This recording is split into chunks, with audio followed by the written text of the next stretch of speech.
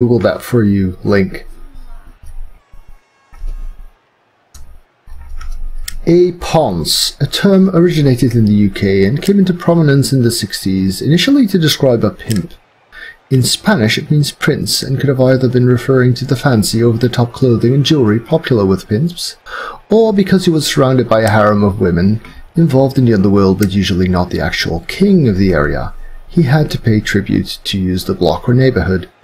Now it's generally used to refer to someone, usually male, who dresses in nicer clothing and acts in a polished fashion, often interchangeable with fag or pussy, but not necessarily as derogatory. A ponce is not necessarily homosexual, nor are they necessarily passive or weak, but they would tend to be thought of as metrosexual or gay in their manner of dress.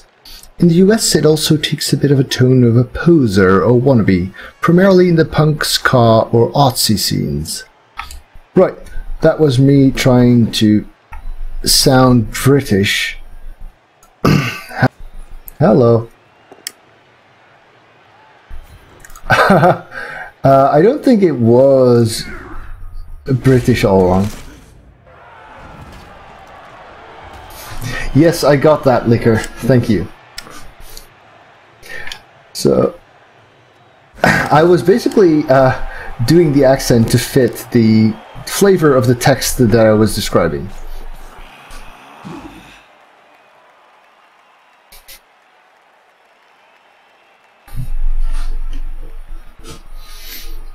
Oh great, so now I have to define plonker as well. Yeah, so my accent is a bit of a mix, right? I mean, I'm Dutch, and they teach British English in Dutch high schools. However, most of my English is based on, you know, Hollywood cartoons. Dallas, no, not Dallas. I learned from, shall we say, Batman. That is both the old one with the pang pow and the later ones, the very classy cartoon ones. From He-Man, from Dungeons and Dragons, the cartoon. From what else? What did I watch? Thundercats. Hell yeah. Thundercats.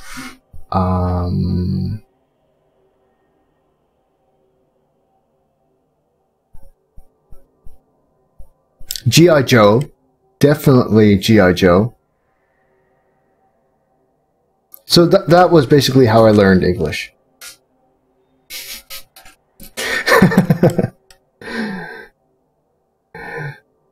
So, I am from Amsterdam. I don't think there's anything wrong with being gay. I think I'd know if I were. But, yeah, whatever. Mask! Oh yes, Mask was awesome. And Transformers, of course, yes. So, very much an 80s child. And fortunately, in Holland back then, cartoons weren't actually dubbed at all. Everything was just subtitled, which helped me learn. And computer games too, actually. I remember I had this game. Nice, Acquire. I remember I had this game called Supercars. I played on the Amiga 500 back then. There was a game called Supercar. Oh, if I'm gonna start talking to you guys. Hello. Ooh, that's bad. Webcam, properties, zoom out somewhere. Yeah, this looks horrible. That's better. Right. Bit much. Yep. Might as well.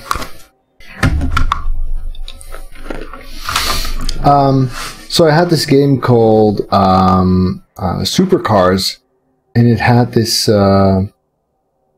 this part in it where where you would try to buy a car from the dealer, like an upgrade of your current vehicle, and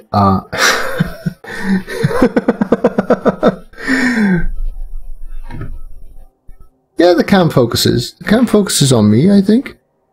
But it starts off... So basically, I use it zoomed in for the small view, and then have to actually... Well, I'm willing to bet that Jimmy doesn't have a UCSD hoodie, though. Let's zoom out one more to distinguish myself. But yes, I also wear black hoodies. So anyway, in this game, which was called, oh yes, wrong shoulder, which was called Supercars, it would actually come with a car dealership, which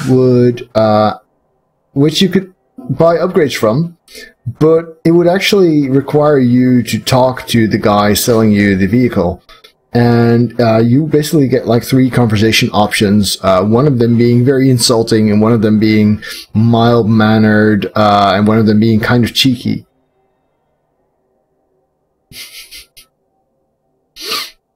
But,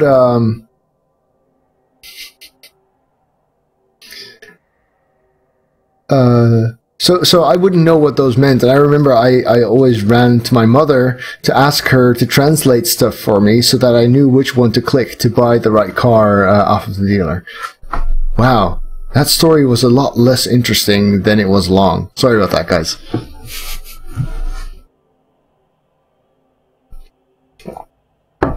So yes, other old school games that I loved. There was Rick Dangerous. A platformer type thing with throwing dynamite and shooting a very, very simple gun. There was Worms, of course. I played, I think, Worms 2, was it, on the Amiga 500 back then? Way, way back when.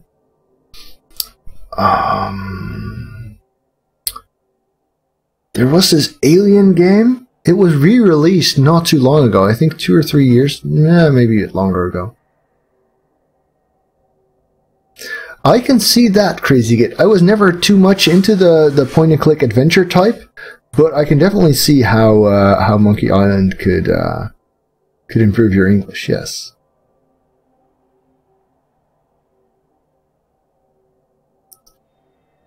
Yeah, Monkey Island. Monkey Island, I can see the appeal. Never played the first XCOM, unfortunately. I'd never even heard of it until Enemy Unknown was released. Alien Breed. Yes, I think that was the one. Top-down, really literally right top-down view of your guy running around with a gun that you could upgrade and stuff. Yes, that's the one. Love that. Level would always end by going down an elevator. Yeah, fun game. And there was a similar style, a 2-person co-op shooter, which was also very, very nice. Steampunk themed. Yes, I definitely did Eye of the Beholder. I loved Eye of the Beholder. Yes. Well, reading White Dwarf for me came a lot later. I only started Chaos Engine. That's the one. Thank you, Bean Beanie. Yes, that was epic.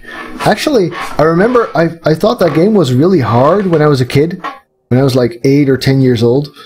And then I actually downloaded an Amiga emulator at some point and tried it again and finished it in a reasonable amount of time and realized that I was just stupid as a kid, apparently.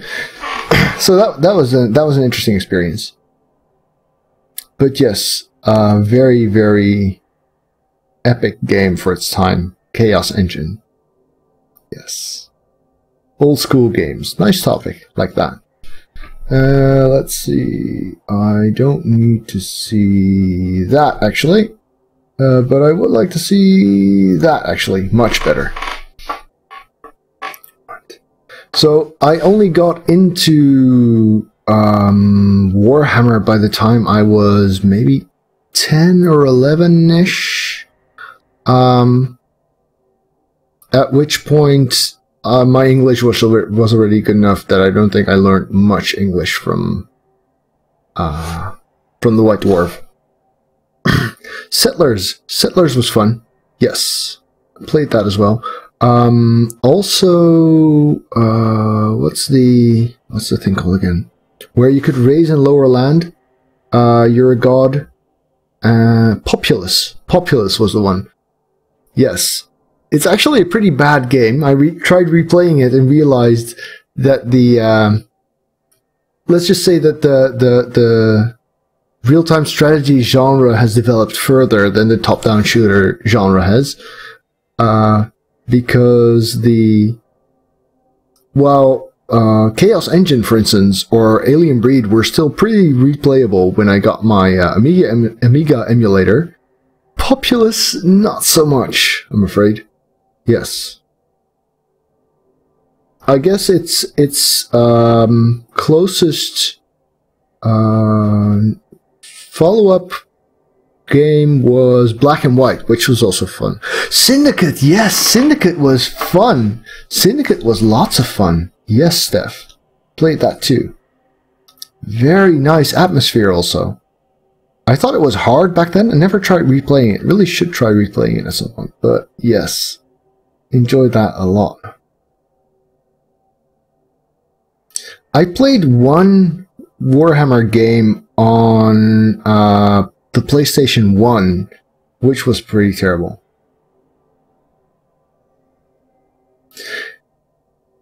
Black and White was amusing.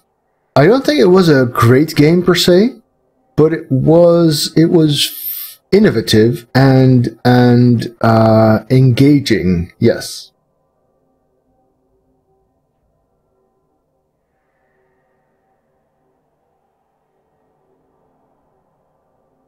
Is the text wrong? The overlay and panels were custom made with great care by Bustahimo. No, it's actually what I meant to say. Bustahimo initially volunteered to make the overlay, and then later I volunteered to pay him for it.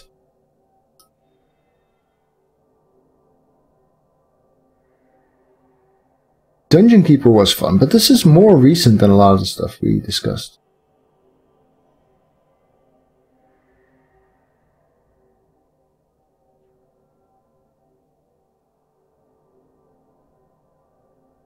Oh, thank you.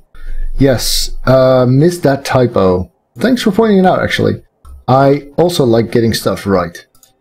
So, let's just do Control F HOM. That should point it out.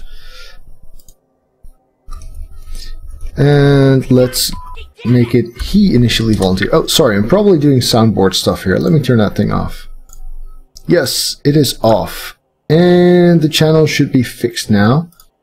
Or rather, the text explaining how the overlay came about. Right.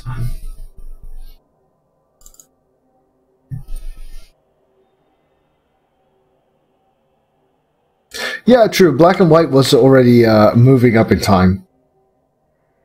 Colonization.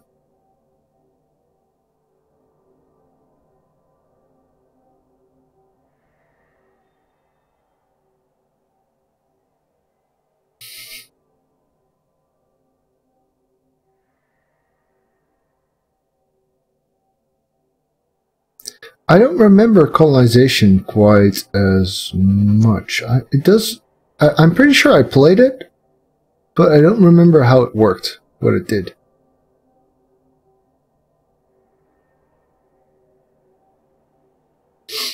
I did play the first Civilization, though. That had no graphics, basically. I mean, the first Civ had poorer graphics than Fumble, which says quite a bit.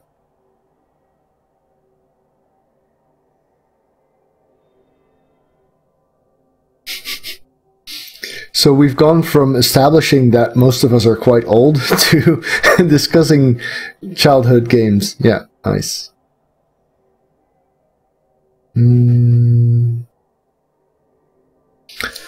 I also remember the first Dungeons and Dragons like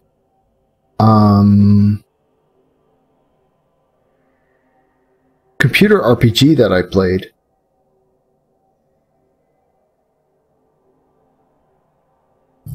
what was it called? It was called Realms.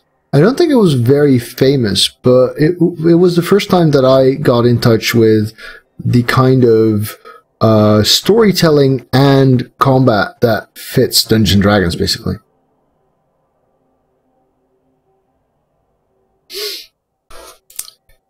SimCity, done that a lot.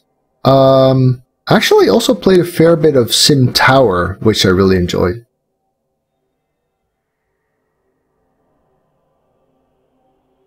Right, see you again.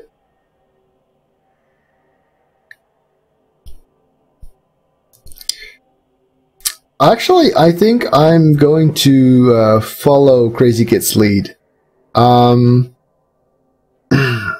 I've greatly enjoyed talking. Battle chess. Oh yes, I played battle chess too.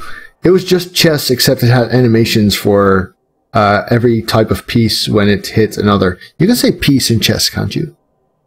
Right.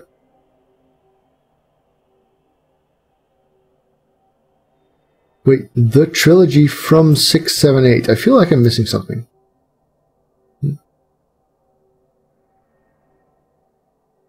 No, never did Railroad Tycoon. I did do, what's the thing called again? The,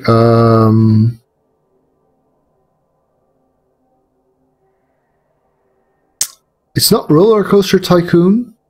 I think it was Sim Theme Park or something. Maybe just Theme Park. It was fun. Chess Men's. I like that, Bean Beanie. Yep, Chess Men's indeed.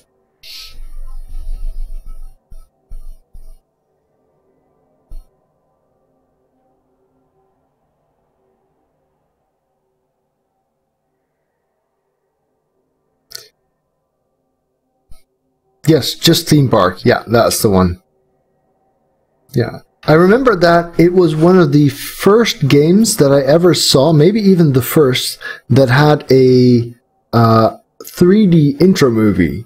It really impressed me.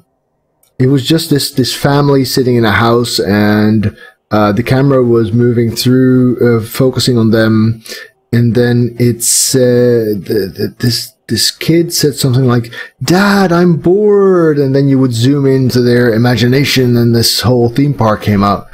And somehow just having that really, really ugly 3D view brought it out. It's silly how that works.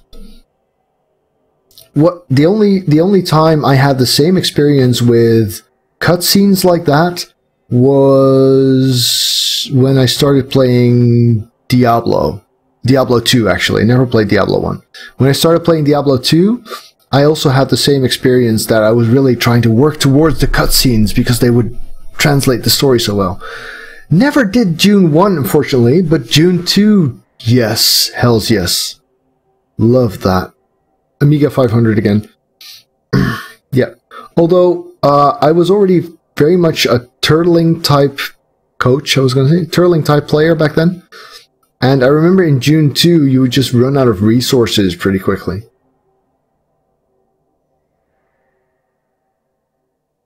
Yep. Enjoyed that.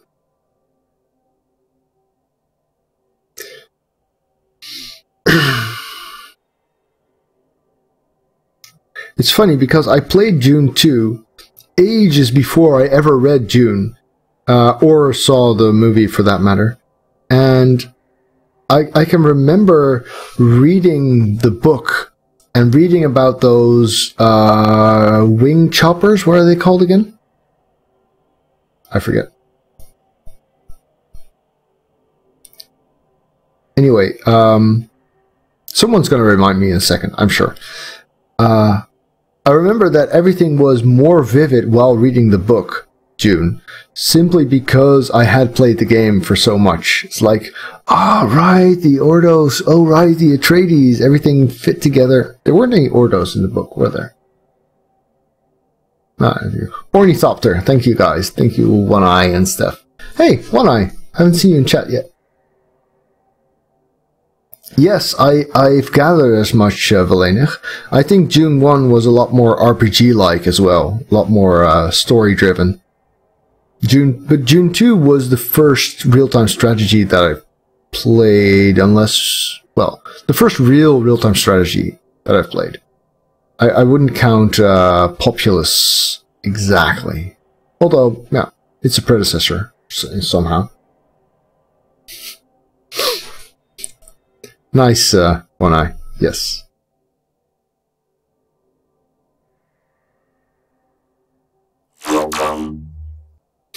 Thanks for the follow, Chip.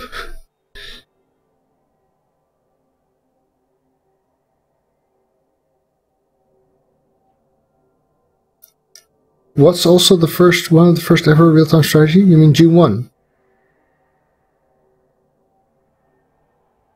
Yep, I think it might well have. Actually, thinking back on it, it really had a lot of the basics already in there solidly.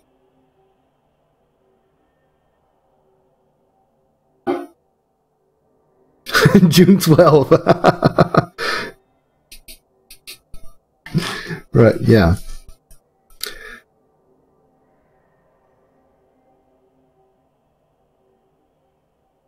Right. Just thinking back to the June books now. The later ones had focused on the kids or something. Paul went blind. No, his son went blind. Ah, I forgot. That's one of the upsides of having a very poor long-term memory, is that the replayability of games and rereadability of books is actually rather high.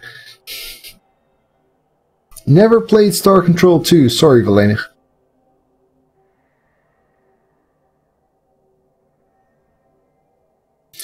So, this was a fun talk. I'm actually curious to see how many of you are left. Wow, still 50. Nice. I'm going to call it a night. Total Annihilation. There was a follow-up of this, right? Ah, yes, indeed. I think there was a follow-up. Total Annihilation was the one where you control robots and actually you can build a base with robots that build robots, and there was very interesting stuff. I think there was a follow-up of Total Annihilation recently, like a year ago. And it was far more programmable as well, I think. And it features Supreme Commander, that's the one. Yes.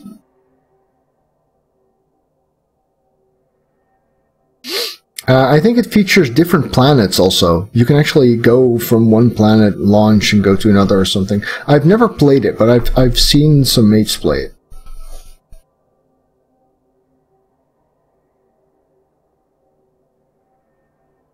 Oh, wait. Supreme. So I'm talking about a different one than Total Annihilation then. What was Total Annihilation? Well, maybe I'm not as well informed about this particular one. Sorry, I'll shut up now. So what I was trying to say was that while this was a lot of fun, I am dying for a smoke, and it's also 1:15.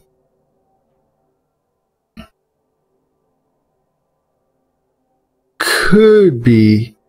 Maybe I'm just confused, because I've never played either one. I played the old one with robots, but never those later ones. Okay.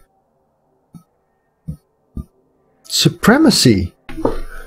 Yes, Supremacy was the planetary control. You could send forces. Supremacy was really, really good. I like that as well. Yeah, it had these very simple animations of combat, which weren't actually very informative or anything, but they did make it a lot more lively. Yeah. Wow, thanks for that, Djoko.